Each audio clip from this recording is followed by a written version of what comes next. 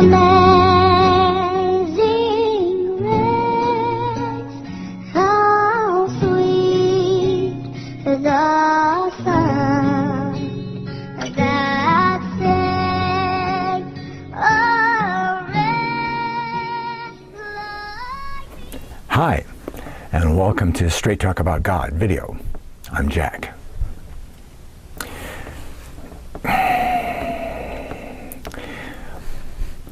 What if, do anybody remember a woman named Jean Dixon? It's quite a while ago, but she was doing a lot of predictions and things, you know. Well, what if 70% of all her predictions came true? Pretty good. A lot of people banked on what she said.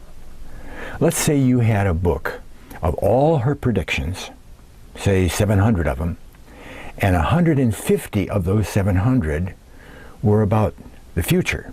Hadn't happened yet. Okay? In with those predictions, she predicted in a certain year that a housing bubble would burst and the housing market would collapse. Well, 5 years ago, would you have bought into the housing bubble? Make a quick buck? Probably not. See?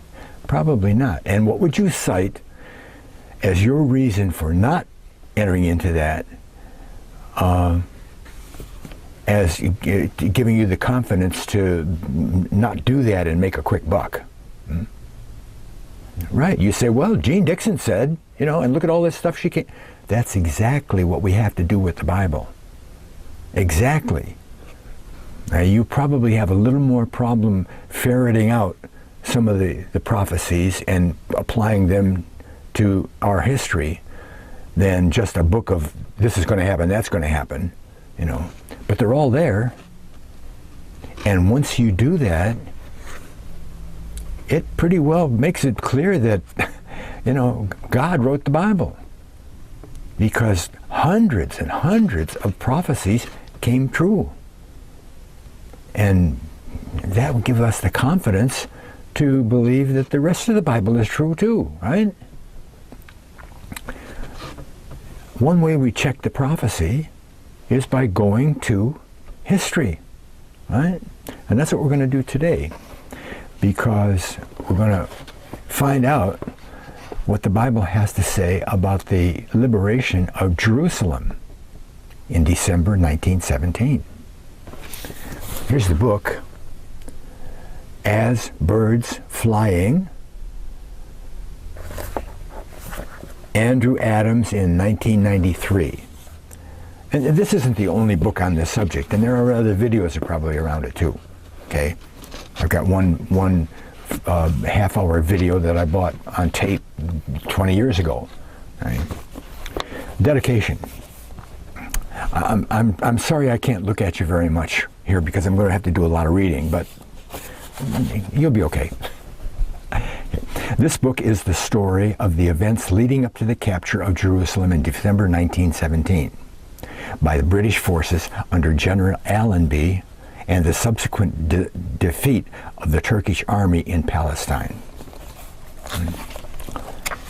Introduction. Prophecy occupies a very large part of the biblical record, but very few give the subject the study required for a true understanding. It's a sensitive area because many interpretations are given to specific passages relating to the future with an emphasis on either unwarranted or something in error. Right? How many interpretations of a verse are there? One more than all the people talking about it. Isaiah, a high-ranking official in the royal court of ancient Israel, foresaw one such incident 2,500 years ahead of his day. Whew, that's a long time. Daniel the prophet, that was in Isaiah 31:5. Daniel the prophet in Daniel 12:12 foretold the year, not only the the long distance away, but the year. And the prophet Haggai foretold the day and the month. Wow. See, but you notice there's three different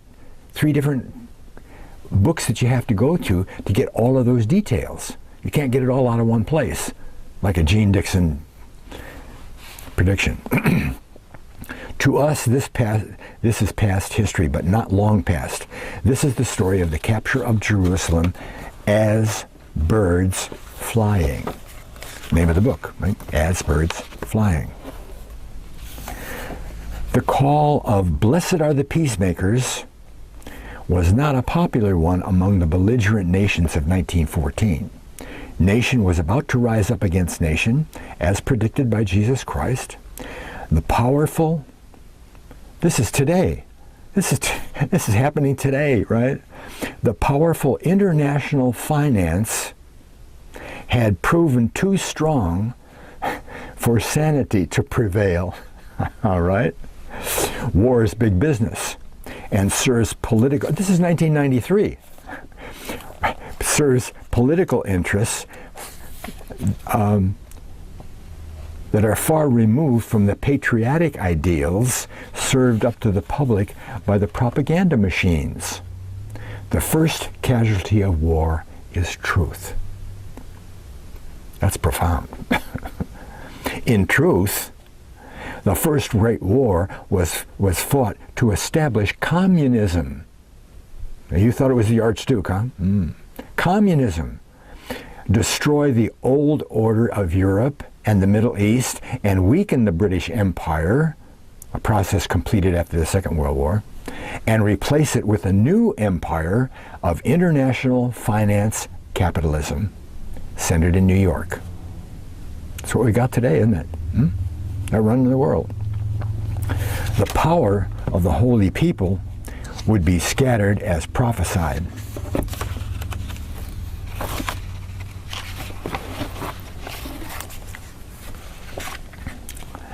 The British imperial forces and allies had suffered 252,000 casualties. The Turks, who were near the breaking point, had suffered similar losses.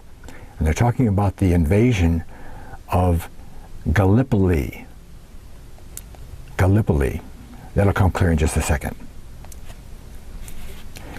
The destruction of some of the best Turkish units during the campaign facilitated the eventual British victory in Palestine during 1917 and 1918. If Gallipoli, and he's got this all in bold type, if Gallipoli landings had been successful and Constantinople had been occupied, the Turkish Empire in Palestine and Arabia would have collapsed or slowly bled to death. Jerusalem would not have fallen according to the divine scale, nor in the way prophesied. After the failure of Gallipoli, the attention in the Middle East was focused on Palestine. Right? The British lost, but they had to lose. They had to, otherwise, God saw that they were going to lose. Okay.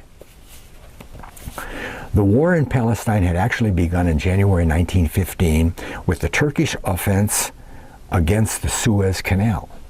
It was easily beaten back, but in 1916 and 1917, the British commanded by General Sir Archibald Murray, counterattacked across the Sinai, laying a railway, makes sense, and a water pipeline. Remember that for later. Water pipeline as they went. They were held at Gaza, on the southern edge of the fertile Palestinian plain, and severely repulsed. It was a shoddy performance. They really did a bad job. This is how bad they did. The Prime Minister of England, Lloyd George, okay, he said this: "Nobody could have saved the Turks from complete collapse but our own general staff." They did such a bad job. If they'd have done a good job, the Turks would have been gone. And in June 1917, General Allenby was sent from France to redeem it, and Lloyd George was to give the responsibility to Allenby of presenting the British Empire with a Christmas present, the capture of Jerusalem by the Turks. Okay? Allenby was not keen on going to the Middle East. General Sir Bouvier de Lisle saw Allenby at the Grosvenor Hotel in London before he left for Cairo, and Allenby told him, "The last man failed. I do not see why I should succeed." Sir Bouvier, who was later to preach a sermon at St. Martin in the Fields regarding the capture of Jerusalem, consoled Allenby with the biblical predictions contained in the book published in the 1880s. 1880s, this is, 40 years ago, by Dr. and Mrs. H. Grattan Guinness, called Light for the Last Days. These predictions pointed to 1917 as the year of the delivery of Jerusalem from the Turkish rule. Allenby was much impressed by these predictions, as he also was by a book called Fullness of the Nations, written by another eminent prophetic biblical student, Dr. H. Aldersmith. In this book, Aldersmith said that Jerusalem would fall in Great Britain to 1917. Well, that's a pretty good start. That might give Allenby a little bit to go on, but if you're not a heavy Bible student, maybe you still have a little doubt, right? What happened next? Unexplainable. As well as the meetings with government and military officials, the kind you'd expect him to have, right? Allenby was summoned. Hey, get over here. With a meeting with the first Sea Lord, the head of the Navy, right? The redoubtable Lord Fisher. This summons puzzled Allenby. I mean, the Navy was going to be involved in the campaign, okay? Did the Royal Navy wish for a higher profile in the coming campaign as befitting the senior service?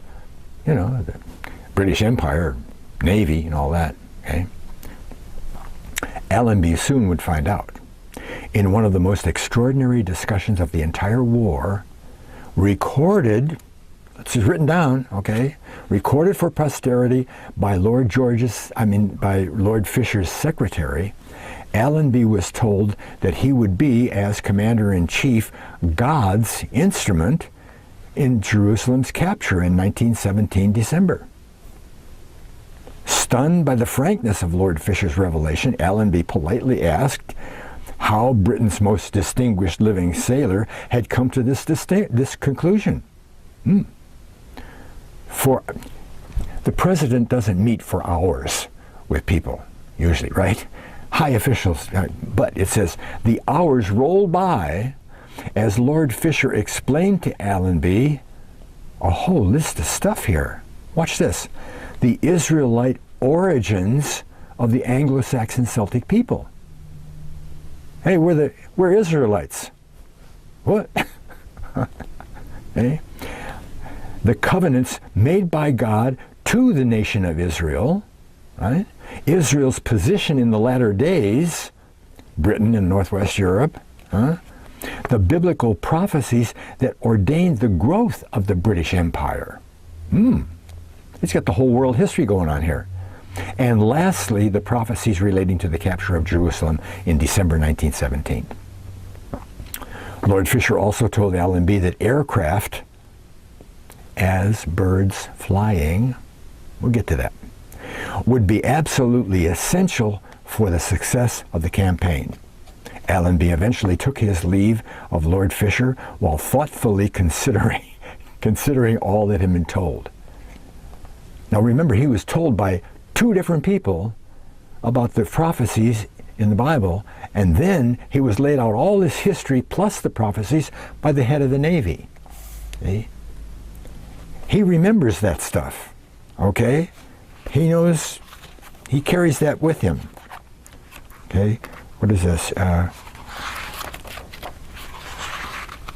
Excuse me, I'm Got pages stuck here. Okay. This, in the midsummer of 1917, was the situation. To the west, the Mediterranean, where the Royal Navy had sea superiority. Okay. To the east, the endless, waterless desert of Transjordan. To the south, Egypt, Sinai, and the British forces, and to the north, Palestine and the enemy. Right? He's got a little map here, okay? And they're down here. Beersheba is over here. They're going up the coast to Gaza and then into Jerusalem. Great. Okay. The most direct route to Jerusalem in 1917 would lie up the coast. This was the route that invaders transiting Palestine had taken for centuries. Okay? Why? Well, for the British, it eliminated the problem of water supply. Got to do that. And would enable formidable naval support to be brought to bear. This coastal route was guarded by Gaza, which was well defended and had defied two British attempts to take it in the first place. They tried twice to take it, couldn't do it. Okay? Now Beersheba, apart from its own wells, that's what it's really famous for, wells, okay, was in an area almost devoid of water. And it was assumed that although it would have to be captured, Gaza would have to be taken first. The key, however, to opening the road to Jerusalem would indeed be to capture the large, sprawling Arab village of Beersheba, which also contained public buildings, a railway center, and an airfield. Strategic. Good.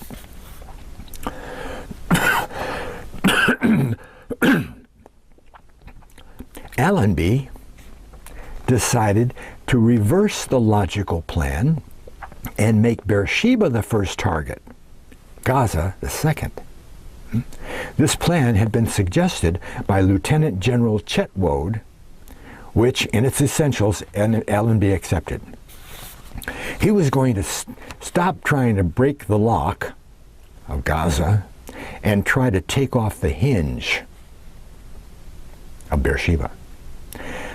But to cross the waterless area undetected and capture Beersheba meant taking a tremendous risk. If it failed, the British Army would be in worse position than it had been in the previous spring. Allenby needed complete surprise, and Beersheba would have to fall in one day. Otherwise, his army, both men and horses, would run out of water. They couldn't trek over there, and this whole campaign, as with the timing of the whole campaign, timing was crucial. To gain complete surprise, this is a good part, the British embarked on one of the most famous and successful acts of deception in the history of warfare. Well, okay. It was the brainchild of Richard Meinertzhagen, the head of field intelligence for Allenby. He was a clever, conceited, and opinionated man who carried a Zulu war club for a striker stick. He often rode out into the desert, supposedly to study birds, and often consorted with Lawrence of Arabia and other Arabs. Right. The aim of this deception was to convince the German and Turkish high command that the British were going to attack Gaza, and any attack on Beersheba was just a feint. Meinertzhagen prepared some fake documents which showed that there would be a decoy attack on Beersheba, to cover a third assault on Gaza. The documents, together with some lunch and money, were packed in a haversack. As a final stroke of genius, he enlisted the aid of a hospital nurse from El Arish and coached her to write a remarkably moving letter, supposedly from his wife, describing their recently born son. Nice little human touch, right?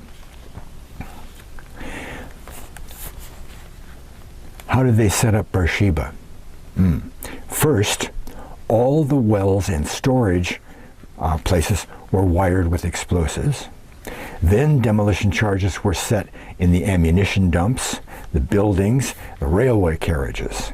By the last week of October 1917, Beersheba would be primed like a gigantic bomb, a death trap for any invader. Watch out, Allenby.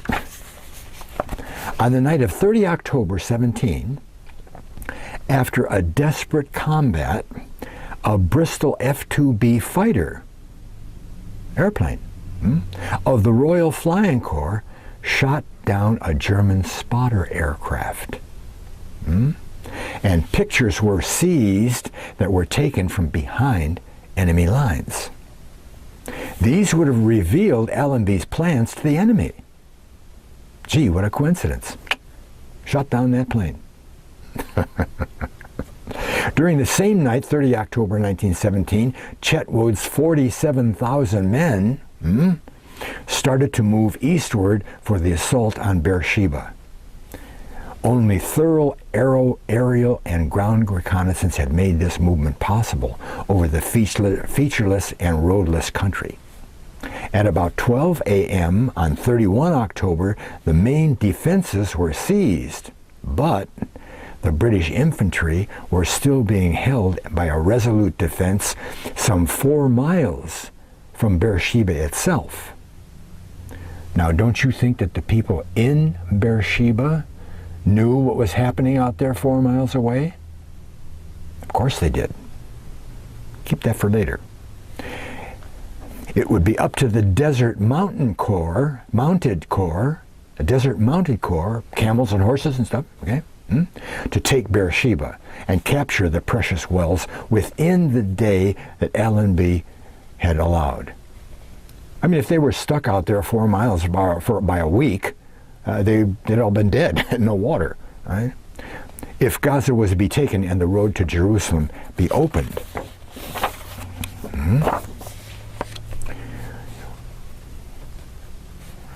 Okay. The Australian light horse, like the New Zealand mounted rifles,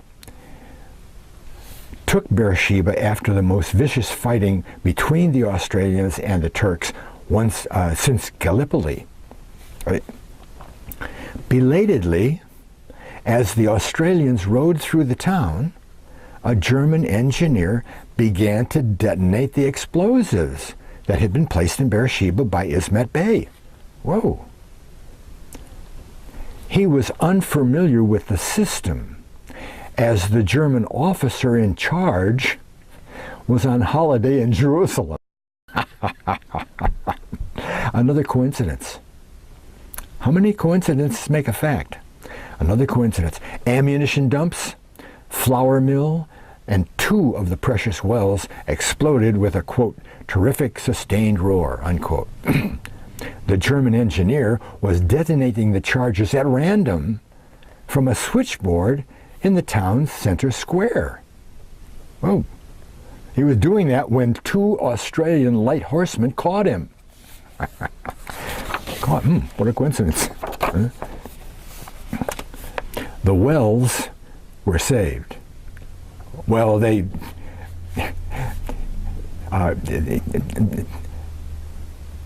Australians bailed the German up with a blood-curdling yell, quote unquote, and he surrendered. The wells were saved, and as darkness fell, 58,500 men and 100,000 animals swarmed in on Beersheba, drinking 1.8 million liters of water. History's last great mounted charge had saved an army and set it on the way to Jerusalem. After more bitter fighting, now they're going up against Gaza, right? After more bitter fighting, the Turkish left flank was rolled up as planned. They got out of there. The Turks had no other option but to retreat, and when the British probed into Gaza on the morning of 7 November, they found it abandoned. Phew, gone. Gaza, the ancient stronghold of the Philistines, denied them twice, was now in British hands. The road to Jerusalem was open.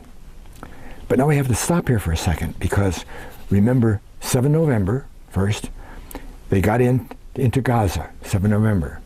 Okay? How far is it from Gaza to Jerusalem? 65 miles. Okay? And from 7 November to 9 December, which is what the prophecy says, is 32 days. So they have 65 miles to go up into Jerusalem, and they have 32 days to do it. Okay? Try to remember that.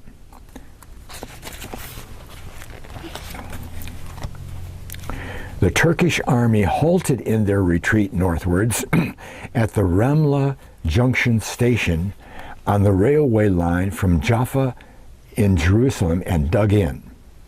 On 14 November, the junction station was occupied. Hang on just a second here. That little early map. I want to let you see that again. Oh gosh, where? Oh, I can't find it. I can't find it.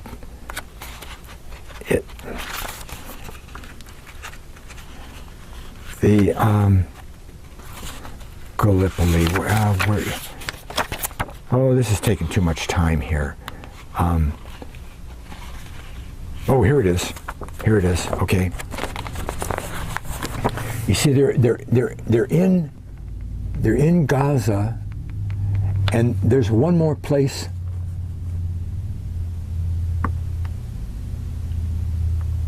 Is that the station there? No, that's Ashkelon. Here we go. Here we go. They're in Gaza, okay, and they're going to go up the road to Jerusalem, and on the way, here's that rail, that junction, station junction he just talked about, right? Junction. Okay. On 16 November, Jaffa, that's the biblical Jaffa, and today's Tel Aviv, was occupied without opposition. Okay? 16 November. That Allenby advanced some 50 miles from Gaza to this junction. Is 50 miles. In 10 days. 65 miles, 32 days, 50 miles in 10 days. Ooh. That was remarkable, for the Turks were tough fighters, and the British supply column was getting longer every day. Well, they only got 15 miles to go, right? And they got 22 days to do it? And they went 50 miles in 10 days? Whoa, they're going to get there. Wow. 15 miles in the advance toward Jerusalem started on 18 November. So they're going to start out as 21 days to Jerusalem. 21 days left. Okay?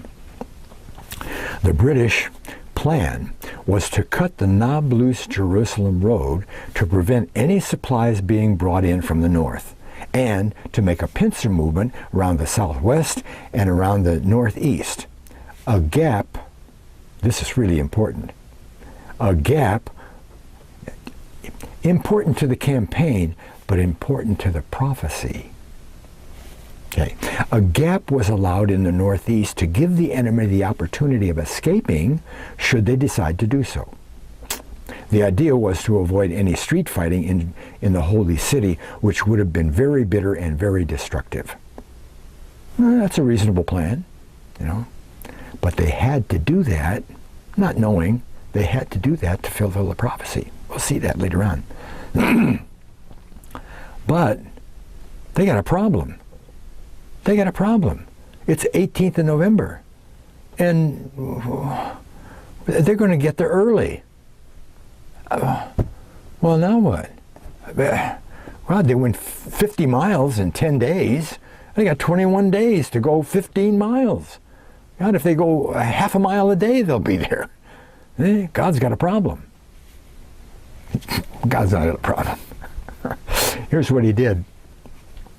Oh, before I tell you that, remember Allenby, from 3 different sources, got the prophecy, the dates and all that stuff, before he even got to the Holy Land, right? He didn't forget all that. Here's what God did. Seasonal rains, which had been overdue, now arrived. Immediately, the night temperatures dropped and the British infantry shivered in their summer khaki uniforms. Communications were severed. This is a big storm hit here. And roads disintegrated into quagmires. On the Palestinian frontier, the Wadi Ghazi flooded and the rail link was destroyed. Rail link north. Artillery could not move off the main roads. By November 20, operations were in jeopardy as much from the weather as they were from the Turks. I mean, they got all the rain and they still got the Turks to fight against, right? God's timetable for the capture of Jerusalem, as Allenby knew, was being imposed on his army. Is he? Can you imagine that scene? He's in his command tent, right? Oh, and the rain is coming down like crazy, and the reports are coming in that they can't move, and they're doing all that stuff, and he's saying, "Ah, yeah, I see what's going on." Everybody's complaining about the rain. See, God sent the rain. Oh, where are we going here? Okay, page 74. Here we go. Page 74. Near sunset on 8 December, they finally got there, right? From the 18th all the way to the 8th of December. Sunset 8 December, British troops passed Lifta and came within sight of Jerusalem. Whew. Another coincidence. A sudden panic fell upon the Turks, who went west and southwest from Jerusalem. Cavalry and transport columns broke ranks and galloped furiously cityward along the Jaffa Road. In passing, they alarmed all units within sight and hearing, and the infantry arose and fled. Bootless. They didn't even take time to put their shoes on. I mean, what kind of panic is that? That's unreasonable, isn't it? They also left without their rifles. Never pausing to think or fight. While shades of night hung over the holy city, the Turkish guns fired continuously to cover their retreat. German and Turkish officers, wild with rage, tried to rally the retreating rabble, but to no avail. What day is December 8th? This particular December 8th was the feast of Hanukkah. Hanukkah. Oh my, what a coincidence. What does Hanukkah celebrate? Commemorating the deliverance of Jerusalem by Judas Maccabeus hundreds of years earlier, towards midnight. This is so funny. Towards midnight, the governor of Jerusalem is at bay, smashed all the instruments of the telegraph office, and wrote a letter of surrender. Okay. At 2 a.m. on Sunday, December 9th, tired Turks began to troop through the Jaffa Gate to the west and the southwest.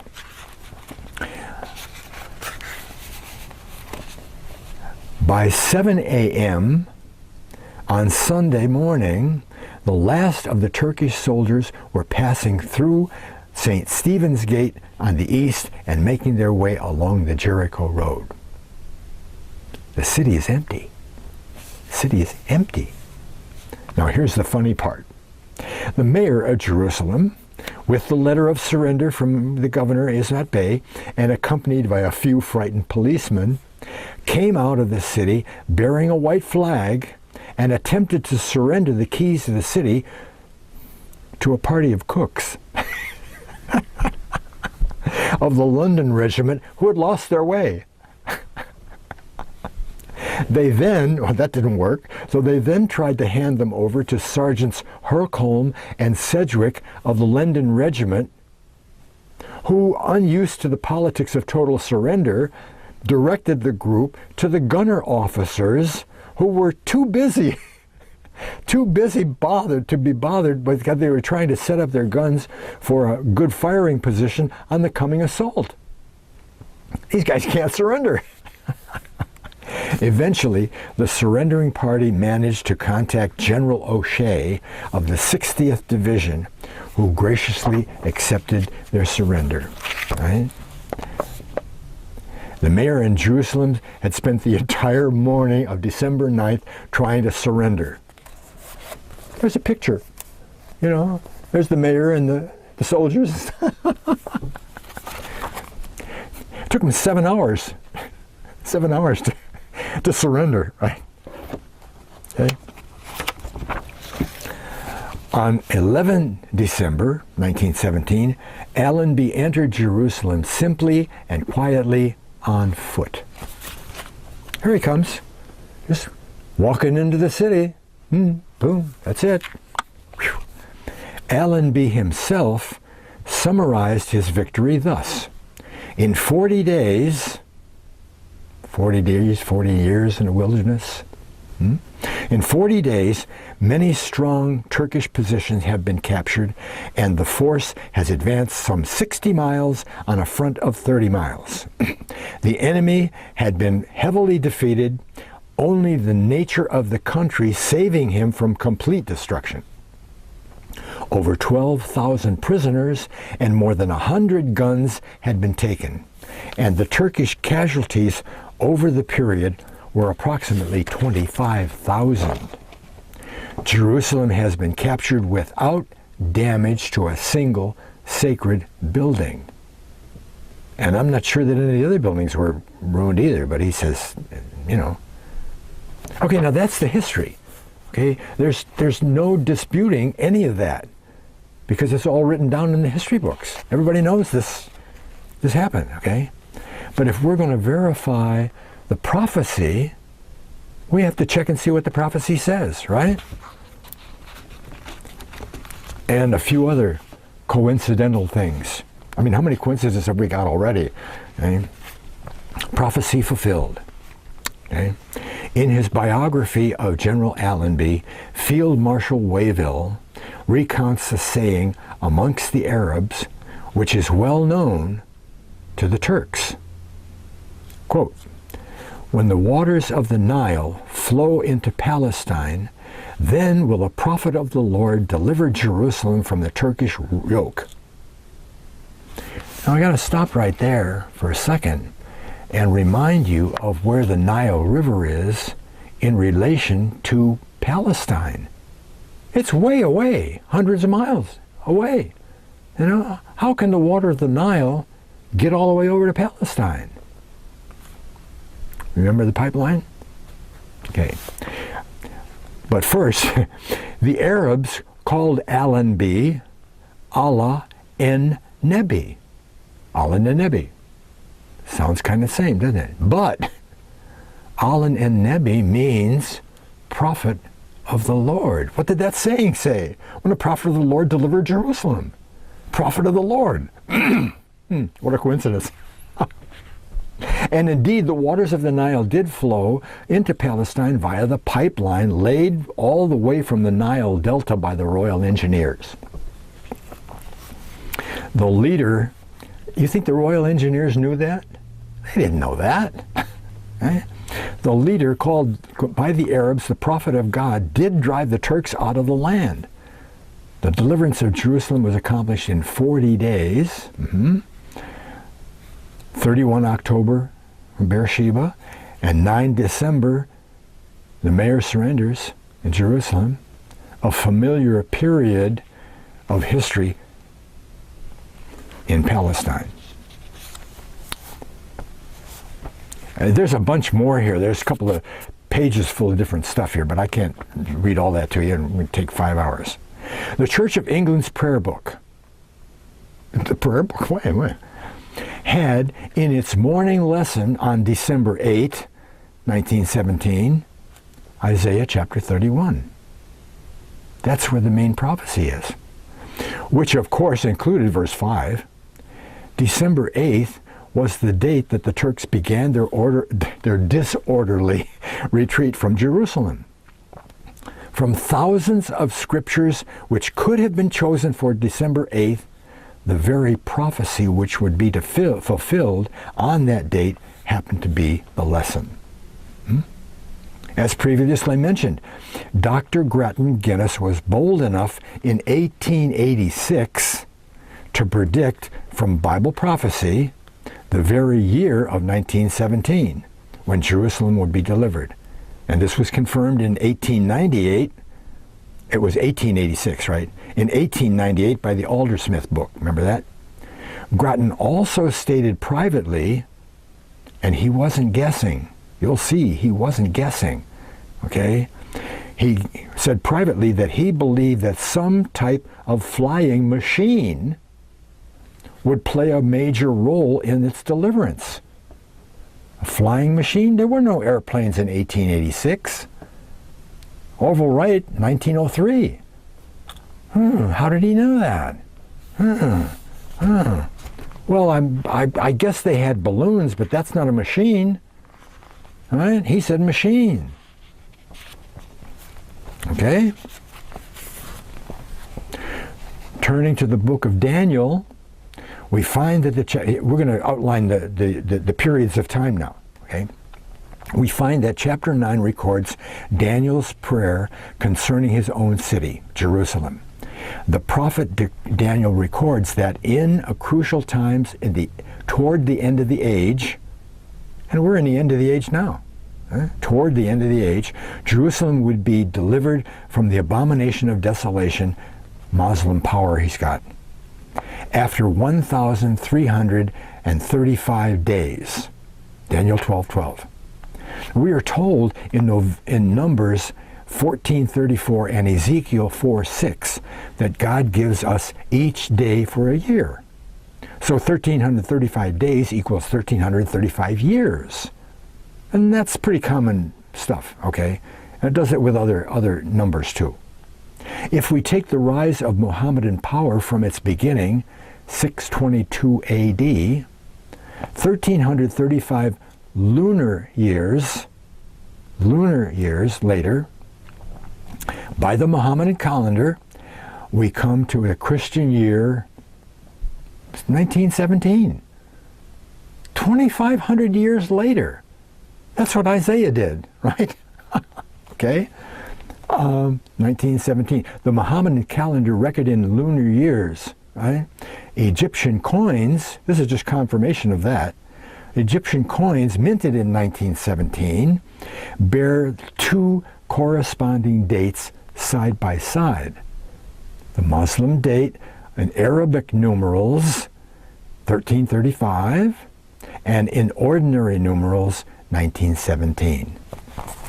Look at here, there's a picture of the two coins. I mean, you probably can't see the dates, but this is 1917 and that's 1917 and 1335 in Arabic numerals. Okay. See, they get that date of 1662 from when Muhammad fled from Mecca to Medina and was received as a prophet. Okay?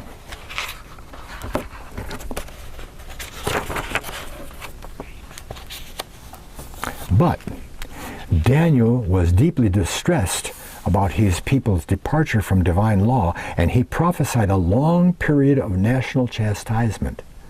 And this can be proven to be 2,520 years. It's the 7 times punishment in Leviticus 26, okay? And it can be applied when you know biblical history and so forth. It can be applied to a whole bunch of different things, not just this particular one, okay? This was proven to be 2,520 years. The chastisement began for the portion of Judah remaining in the land when their territory was invaded by the Babylonians Nebuchadnezzar in 604 BC, and Jerusalem was captured. Some of the people were deported to Babylon, and this was the first of 3 deportations by the Babylonians. If we use 604 BC as the starting point, 2,520 years later, we come again to 1917. And the capture of Jerusalem by British forces. That's also in, I can't go through that. Okay. The northern kingdom of Israel, remember that after Solomon died, the kingdom split. House of Judah, house of Israel, northern kingdom Israel, right? Okay. Land of Israel had been removed by the Assyrians, right? Had been removed earlier from their original homeland to Assyria because of disobedience to divine law, and were undergoing their period of punishment, which was also a period of 2,520 years. I'll give you one little example about that. The first tribes conquered by the Assyrians were on the east side of the Jordan River, and it was Manasseh, Gad, and Reuben. Took them away to Assyria, put them up in there. That's right in the Bible, okay? Tiglath-Pileser, who did that, in his writing said it was 745 BC. 745 BC for Manasseh. Manasseh founded the United States as a nation, not as some cotton plantation business thing. The Pilgrims were from tribe of Manasseh. Okay? When did the United States become a nation and independent by themselves? 1776, right? Well, go back from 1776 to the BC area, and you wind up at 745. 745. Okay? There's a bunch of these 2,500 punishment periods. Right? These tribes of northern kingdom of Israel, in conformity with the biblical prophecies and under new names, Celts, Anglo-Saxons, all that, escaped Assyria and trekked to the promised sanctuary of the Isles in the west, Britain, and the northern European nations. Even the day and the month, now that's Daniel, even the day and the month of Jerusalem's deliverance was recorded by a little-known prophet, excuse me, Haggai. He said it would be the 24th day of the Hebrew month Kislev. Kislev, okay? Which for the year 1917 was 9 December. 9 December. Take a look in more detail. God sent Haggai to deliver a proclamation to the civil and ecclesiastical representatives of the people, the governor of Judah, and the high priest of Jerusalem. The prophet had to reprove the people through their leaders. They had been brought back from their 70 years captivity in the city to the city where God had placed his name. And part of their first duty should have been to rebuild and restore his house, in reverent thankfulness to him for his mercy and grace and bringing them back from Babylon. Instead, they were building fine houses for themselves, neglecting the ruined temple. Haggai had to remind the people that bad luck, the bad luck that seems to dog them at every department of life. Their sowing does not produce good crops. Neither food nor drinks gave satisfaction. Their clothes did not seem to keep them warm. Keep them warm. Money had lost its proper purchasing power. Haggai was to tell them that the reason for this is God has withheld his blessing from them. That's right. Haggai has to tell the people that if they change their ways and begin to rebuild the temple, God will restore them his blessing. And then something unusual happened. Both the leaders and the people did heed the message. Whoa! And commenced the rebuilding of the temple to the glory of God. Wow, okay. But as a result, a second message, a message of blessing, is brought to them from God by Haggai. It was given on the 24th day of the 9th month. And the importance of the date is strongly emphasized. 3 times the word consider is repeated. When God repeats himself, pay attention. Unquestionably, therefore, a special significance is meant to be placed on the date. And you can find that in Haggai 2, verses 15 and 18. The 9th month of the Hebrew year Kislev, corresponding to November, December, and the Hebrew calendar being lunar, the date varies in relation to our calendar.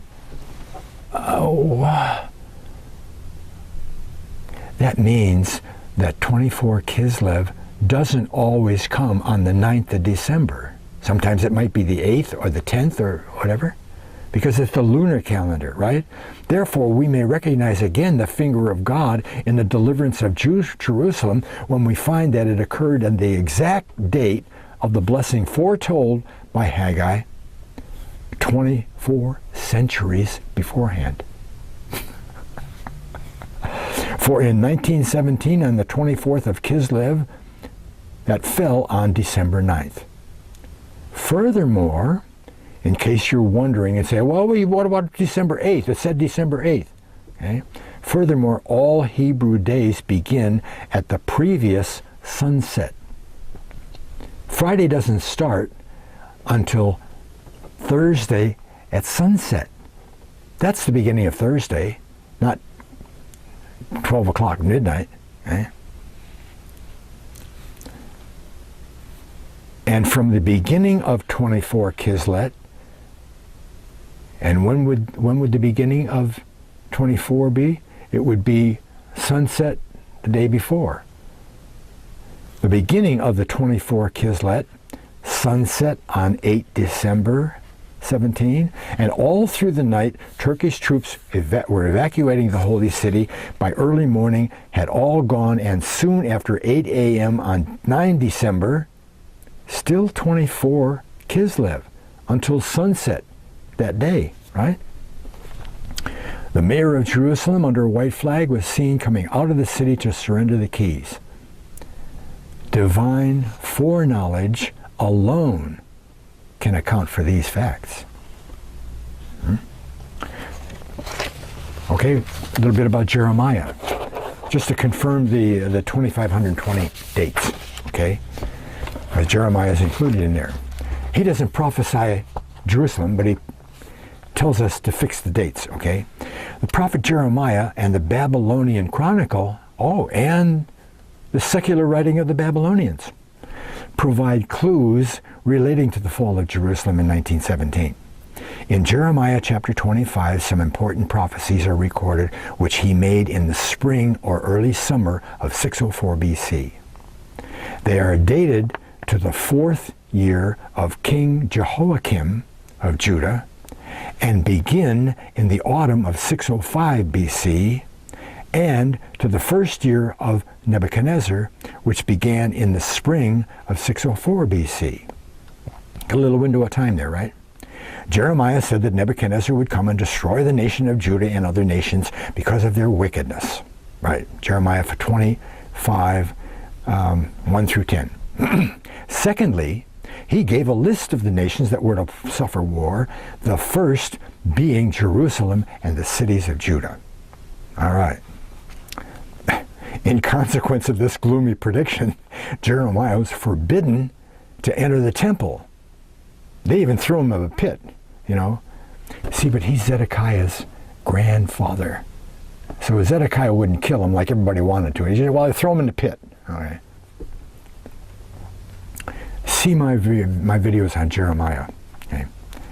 So he dictated his message to his scribe Baruch, who was to read it in the public on a fast day when all the people gathered at Jerusalem. For this purpose, a special day was set on the 9th month of the 5th year of Jehoiakim.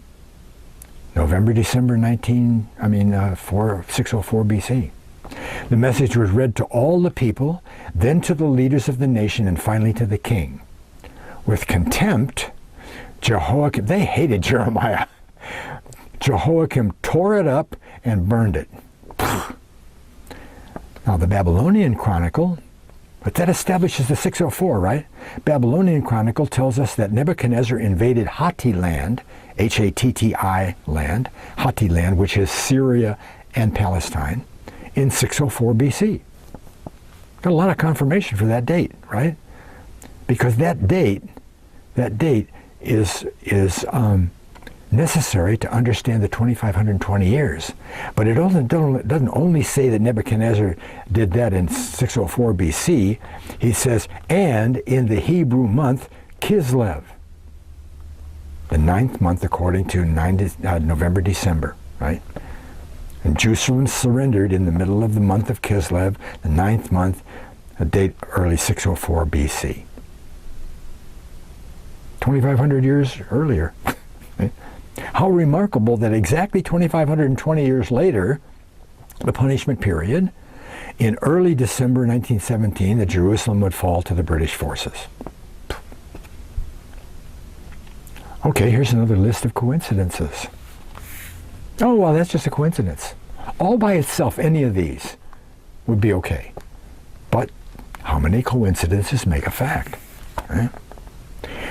It must surely be beyond all reasonable doubt that all these extraordinary prophecies cannot be just coincidence.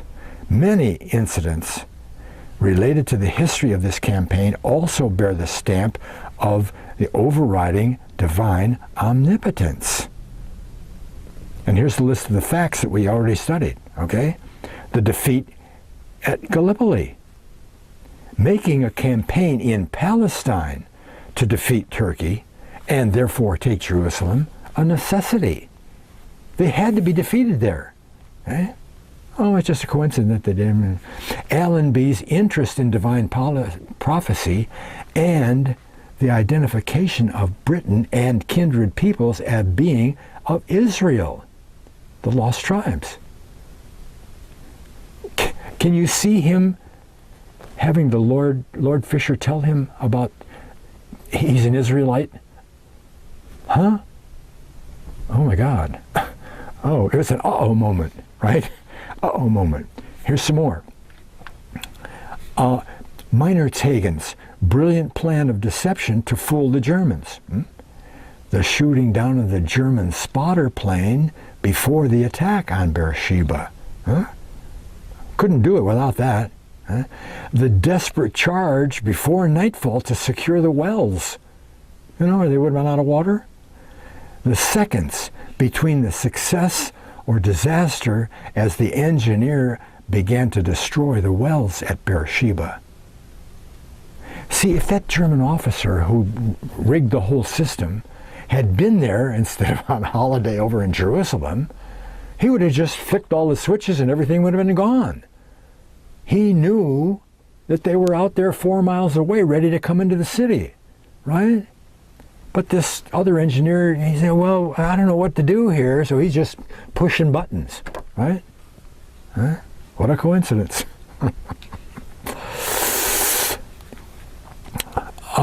The delays, we already talked about, delays experienced on the road to Jerusalem that ensured the British Army would reach and occupy the city according to God's timetable and not man's, and the unexplained panic of the Turks that they showed on the evening of December 8th. Went without their shoes and their rifles. We got a little bit more that might explain that, okay? Now, as birds flying. Isaiah 31:5. It starts out by saying, as birds flying. Just as if there were, just like the birds fly, this is going to happen. So will the Lord of hosts defend Jerusalem. But not only defend it, because it says defending, also he'll deliver it. Wow, okay.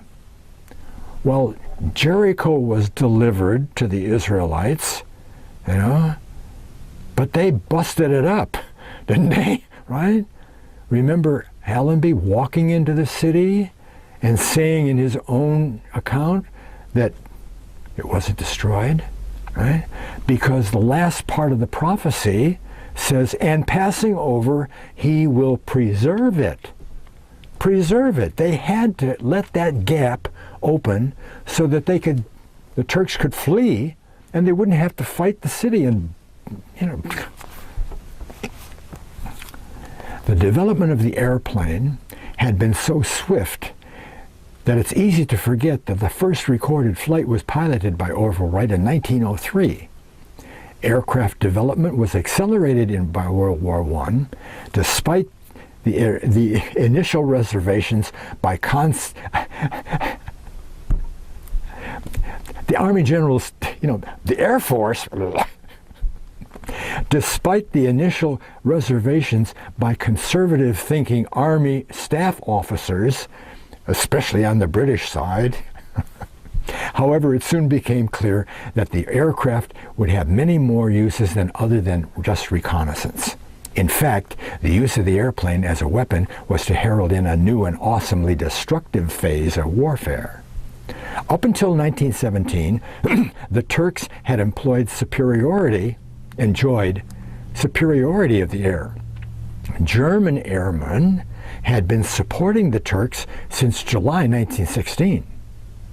The German aerial strategy had been to send some of its most advanced aircraft to each of its operational theaters in the belief that quantity did not offset quality.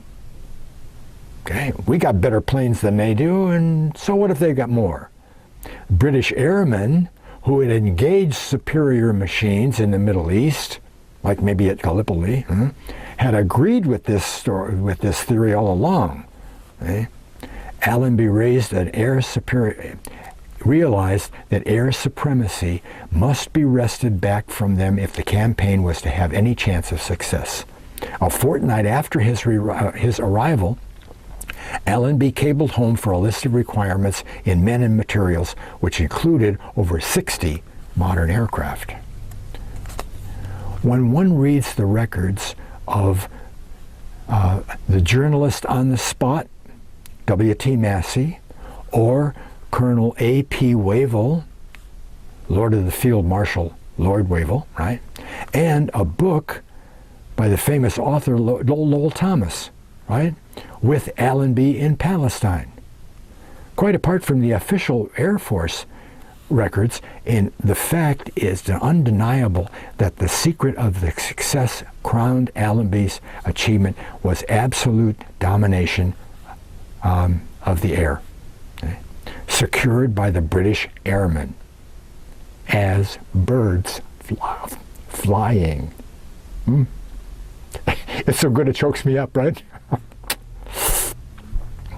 From 1917 onwards, with the modern SE-5As and Bristol fighters, the enemy airmen had almost been driven from the skies. The British could see, by means of aerial reconnaissance, every move the Turks made, whilst denying the enemy, except for that spotter plane, right, the same ability. As birds flying, the Royal Flying Corps also rendered incalculable service by machine gunning, bombing, and spotting for artillery and the Royal Navy. Now here's the part you're not going to believe. Why did those Turks panic? Huh? One of the most fascinating aspects of General Allenby's extraordinary campaign in Palestine was the insistence by many men, officers and other ranks, that they had seen visions and angelic beings at various times. Oh yeah, sure. The first official mention of this phenomenon occurred in late December 1916. The Anzac Mounted Division and the Imperial Camel Brigade had fought an action at Wadi El Arish, near Magdaba. After a successful battle, the return of the British troops from Magdaba was marked with a mysterious series of night manifestations. From the Anzac commander, Chauvel, down through the officers and troopers, visions of ancient buildings, strange animals for the region of Palestine, lighted villages, and angelic beings were witnessed en masse. During the debriefing, the stories of hundreds of men were corroborated through cross-checking examinations.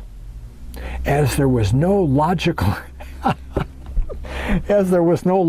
explanation, officially the incident was recorded as a lack of sleep. Yeah, that's the government, Oh, why did that happen? I don't know. Okay. Reports of angelic beings appearing during fighting occurred right up to the cessation of hostilities in Palestine in 1918.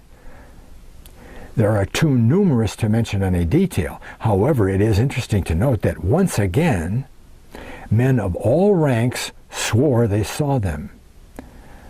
Statements were also taken from captured Turkish and German officers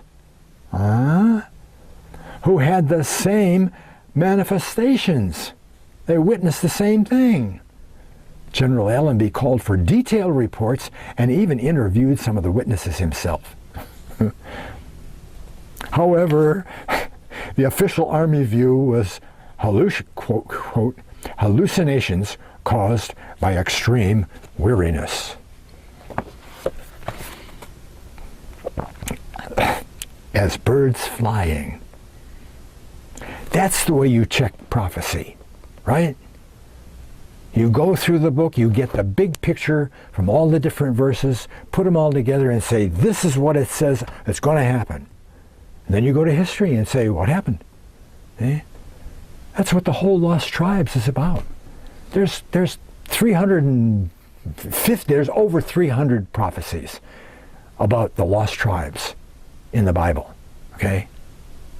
And most all of them, there are not very many of them left.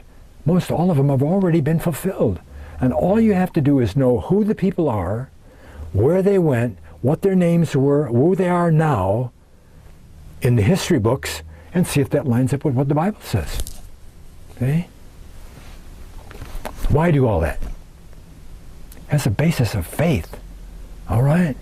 All the stuff in the Bible that comes true, which is a ton of it, may help us have the confidence to act on the stuff that isn't verifiable by history. What does God say He will do when we act in trust of Him in spite of any negative circumstances?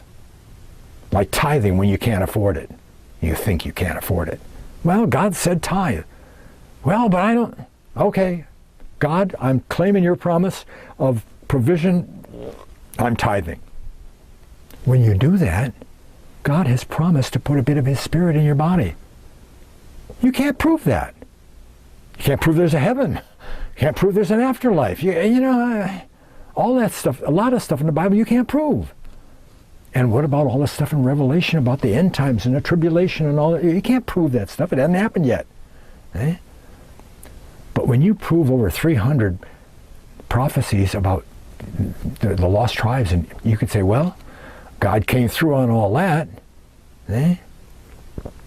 I end all my radio shows with one admonishment.